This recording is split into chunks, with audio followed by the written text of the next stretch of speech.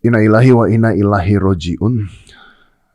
Telah meninggal Syekh Ali Jaber.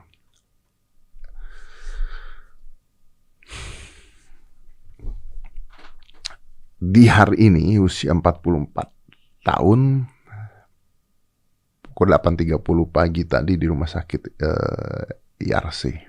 Now, saya nggak peduli kalau seandainya video ini dibilang sama orang cari konten lah atau apalah. I don't care about that anymore.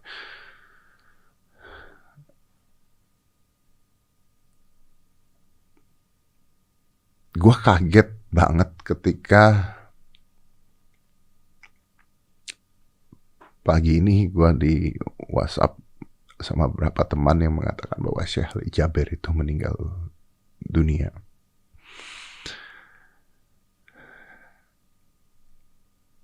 Dan gue kayaknya memang harus ngomong banyak tentang itu dan tentang beberapa hal yang memang belakangan ini ganggu banget pikiran saya. Tapi sebelum itu, gue mau cerita dulu tentang Syekh Ali Jaber yang buat gue adalah sosok yang luar biasa. Saya kenal beliau itu baru ketemu sekali. Beliau pernah jadi bintang tamu di podcast saya 1 hari setelah beliau ditusuk. Kita semua tahu lah kejadian itu ya. Beliau datang ke podcast ini pada saat itu punya satu misi.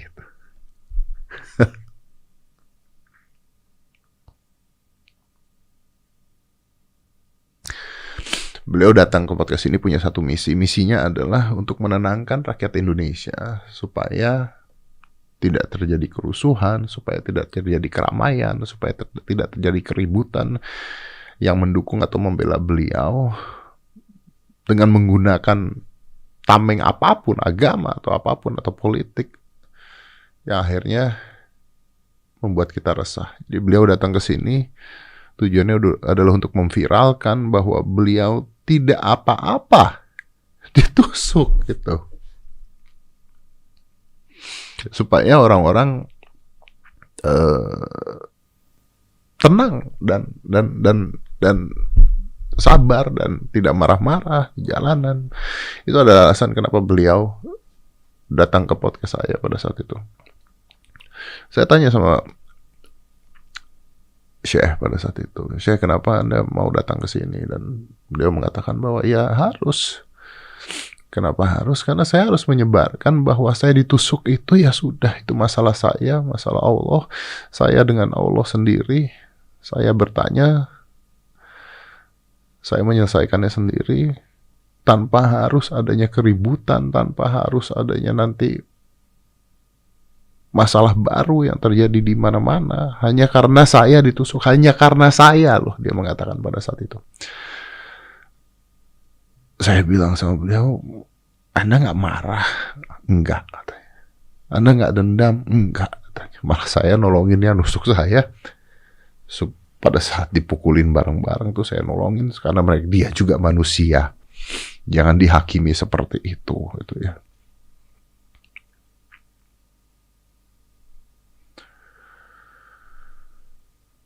Tapi tiba-tiba beliau nggak ada aja begitu hari ini. Gila. Orang yang sebaik itu.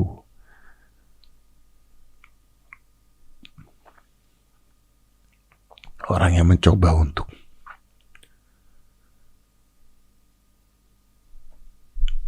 membuat Indonesia menjadi lebih baik gitu ya. Orang yang mencoba untuk membuat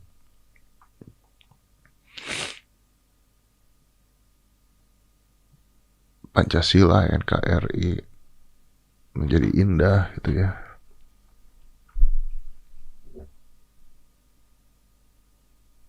Dipanggilnya cepet banget.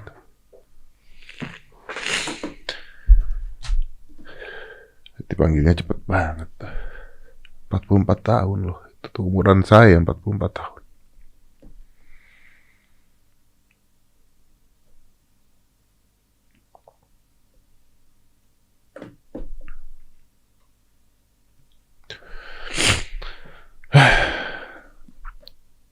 Beliau tuh datang waktu itu ke sini sama Gus Miftah. Saya bikin video ini tuh supaya teman-teman tahu betapa luar biasanya sosok beliau ya. Biar kalian tahu betapa luar biasanya sosok beliau. Jadi tadi saya udah bilang saya nggak peduli kalau misalnya ada orang yang nge-hit video ini atau ngomong apa, I don't really care about that anymore, fuck them. Supaya kalian tahu seberapa luar biasanya sosok Syekh Ali Jaber ini.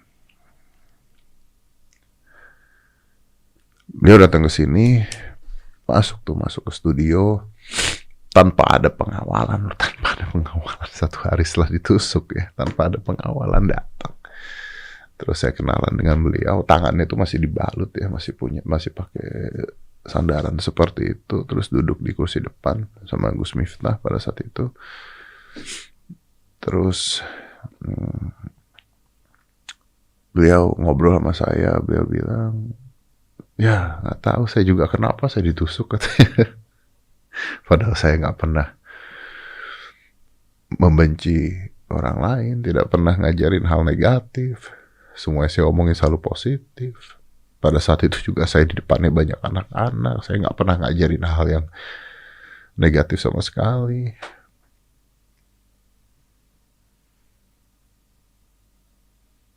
Saya berpakaian seperti ini nih, putih-putih dengan semuanya itu karena memang ya saya bukan menyuruh orang begitu. Saya mencintai Nabi Muhammad dan saya dari Arab kan memang katanya. Dan itu untung bajunya pada saat itu nggak putih, bajunya tuh hitam pada saat ditusuk. Coba kalau bajunya putih itu darahnya kemana-mana dan itu bisa membuat orang marah katanya melihat saya berdarah-darah seperti itu. Mungkin Allah memang pada saat itu membuat saya menggunakan baju hitam supaya darah saya nggak kelihatan, supaya orang-orang tidak jadi emosi katanya. Jadi mudah-mudahan kalau saya bisa ngomong di podcastnya Mas Dedi ini, saya bisa meng-cancel lah, intinya meng-cancel satu hal besar yang tiba-tiba terjadi gitu ya. Terus sebelum podcastnya dimulai, beliau mimpin sholat dulu. Beliau mimpin sholat. Saya ada Gus Miftah, kita sholat di belakang sana. Setelah sholat terus kita ngobrol-ngobrol lagi sedikit, baru podcastnya dimulai. Dan udah tuh, setelah yang sedih buat saya adalah setelah kejadian beliau ditusuk gitu, Indonesia ini terlalu banyak berita yang nggak penting sehingga udah dilupakan aja habis itu. Ya yang nusuk ketangkep udah. Saya nggak tahu dinyatakan gila apa enggak. Saya juga nggak ngerti. Saya nggak ngikutin beritanya lagi karena memang nggak keluar di mana-mana lagi. Beliau nggak terima, Syekh Ali Jaber itu nggak terima kalau dinyatakan gila katanya pada saat itu. Tapi beliau mengatakan kalau hukum mengatakan apa saya ikutin. Itu luar biasanya beliau. Tapi habis itu beritanya hilang. Dah, gone, hilang. Udah tuh nggak ada yang peduli lagi, nggak ada yang minta beliau bicara lagi di halayak ramai, nggak ada yang, sebenarnya beliau tuh sosok yang luar biasa yang sebenarnya bisa mendamaikan. Ketika kemarin ada kejadian-kejadian ini itu, sebenarnya kenapa nggak beliau diminta bicara gitu? Kenapa beliau nggak diminta untuk berkomentar gitu ya? Tapi nggak tahu, saya bukan wilayah saya untuk ngomong itu. Lalu beliau dinyatakan COVID. Pada saat beliau dinyatakan COVID tuh, saya sempat chat beliau, tapi mungkin pada saat itu tidak dibalas karena ya beliau, saya lihat ternyata ada di rumah sakit, ada fotonya juga yang tersebar. Saya juga nggak ngerti gimana foto bisa tersebar seperti itu. Dan berita terakhir katanya beliau sembuh dari COVID. Udah sembuh, udah negatif, dan hari ini saya kehilangan sosok Syekh Ali Jaber.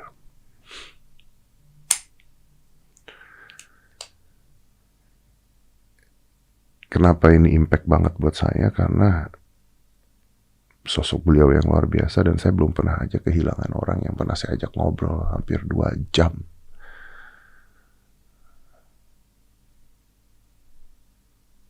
Yang begitu luar biasanya. Udah hilang.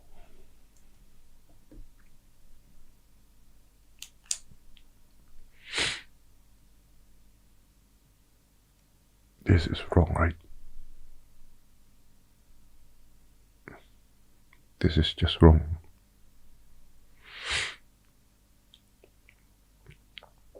Saya tuh tadi pagi ya,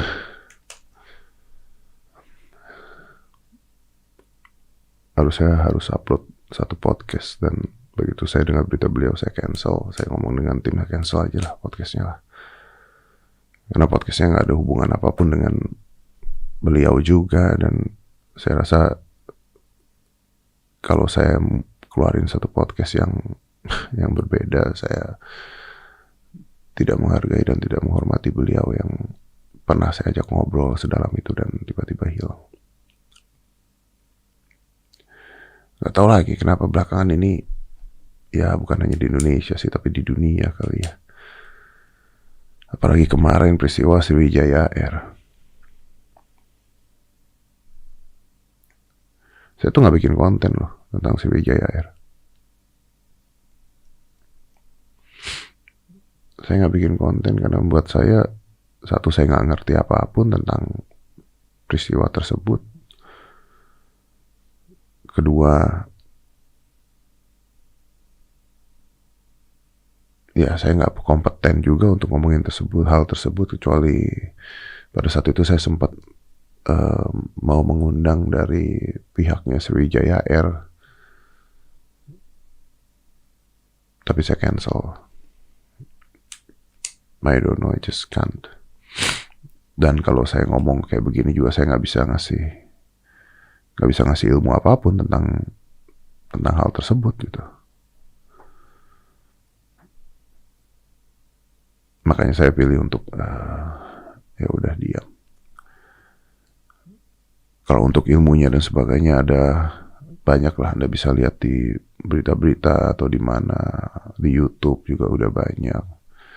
Ada pilot-pilot juga, Kapten Vincent juga bikin tentang Sriwijaya Air, ngasih ilmunya, ngasih pendapatnya yang bagus juga. Kalian tonton, itu bagus banget. Tapi saya nggak bikin apa-apa karena saya bukan siapa-siapa untuk masalah ini.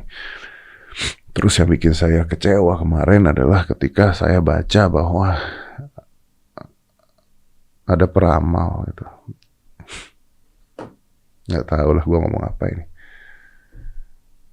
Ada peramal yang katanya meramalkan bahwa ada satu pesawat warnanya begini akan jatuh. Tiba-tiba peramalnya heboh di mana-mana, trending di YouTube. That's stupid.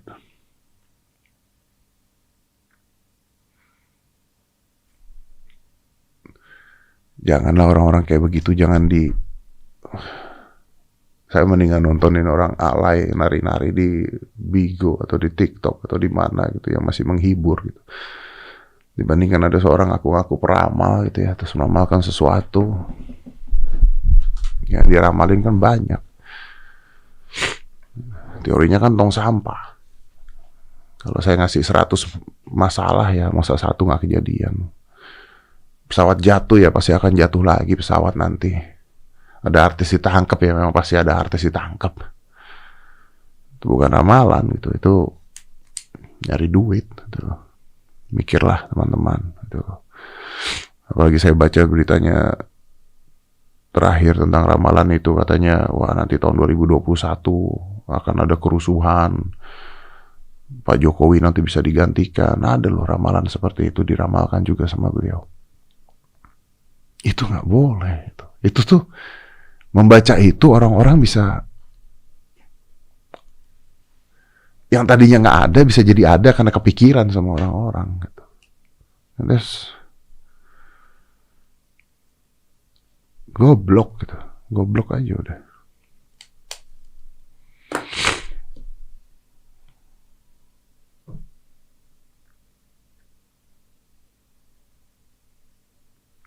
I don't know. I really don't know.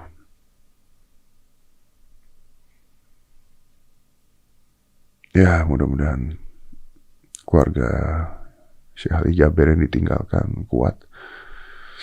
Saya tadi juga nulis di Instagram, we will miss you gitu ya. Yang pasti ada kebahagiaan di surga buat Syekh Ali Jaber. Yang pasti beliau adalah sosok yang luar biasa.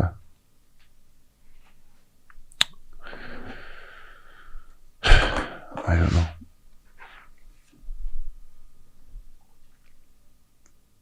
Sehat-sehat semua, teman-teman. Sehat-sehat semua.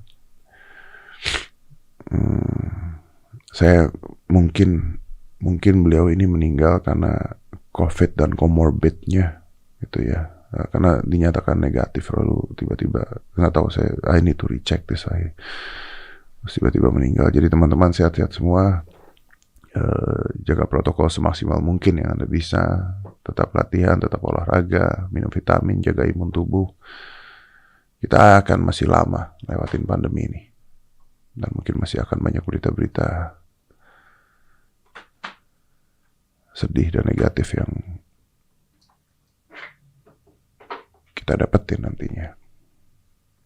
Jadi satu-satunya jalan ya kita menjaga diri kita masing-masing. 5, 4, 3, 2, 1, close the door.